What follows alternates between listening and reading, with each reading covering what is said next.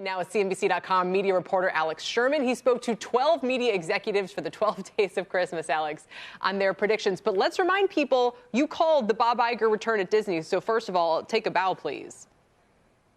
Well, I mean, to be fair, Kelly, I didn't exactly call it personally. I spoke to someone who called it, and then I chose to include that prediction in last year's 12. So I'll take partial credit for it. But these predictions are anonymous predictions from past and present media executives that hold, I would say, fairly significant to extremely significant positions in the media world. I assume it wasn't Bob Iger himself who told you he thought he would be returning at that point.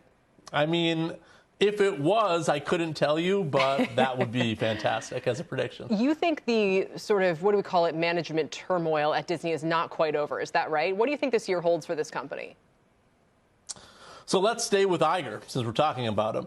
Of the 12 predictions I listed, I think they range to somewhat wild out of the box to somewhat more feasible. And one of them that I think is quite feasible, simply based on his track record, is that Bob Iger decides to extend his contract. Certainly a lot has been written and speculated already about who Bob Iger may pick for his successor, but it's possible that he doesn't choose a successor at all right away, and he simply extends his contract. He's 71 years old. He's certainly in excellent physical condition. He has a famed early morning workout that he has continued to do even while he's been away from the job, I'm told. So he's in good shape. He probably has many years to go if he chooses to be CEO of Disney. And what do we know? We know two things about Bob Iger. One, he has had trouble letting go of that job in the past. 3 times he has extended his contract previously rather than retire and pass the company to someone else. And 2, we know he loves being CEO of Disney. Why do we know that? He just took the job again. So those two things indicate that an extension of his contract may be more likely than less. All right, let's move on to this call, which I find quite striking. Netflix will merge with another company. Tell us about this. Any hints as to whom or why? So this is one of the ones that I think is more out of the box, if you go at least purely based on previous history. Netflix has never done any M&A of significance, ever, in the history of the company. So the idea that it would suddenly merge with someone else would be a huge strategic step in a direction they've never gone in. However, what this executive told me, and what others have said over the past few months, is that it's possible now that if global growth is stalling, that Netflix may need to do something a little bit more out of the box in order to make sure that it has the requisite amount of original content it needs to succeed against the other competitors in this, for years to come moving forward. And one way it may do that would be to merge with an existing legacy media player. Whether that's Disney, that would be the huge one here. I don't know if regulators would allow that. Can you actually imagine? I don't know if it'd be right.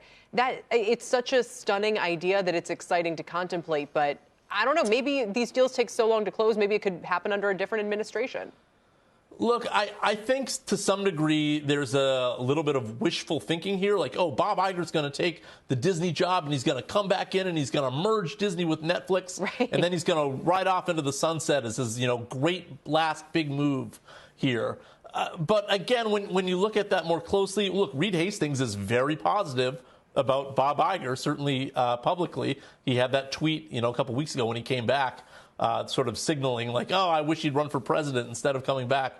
And he's always been a big champion of Disney.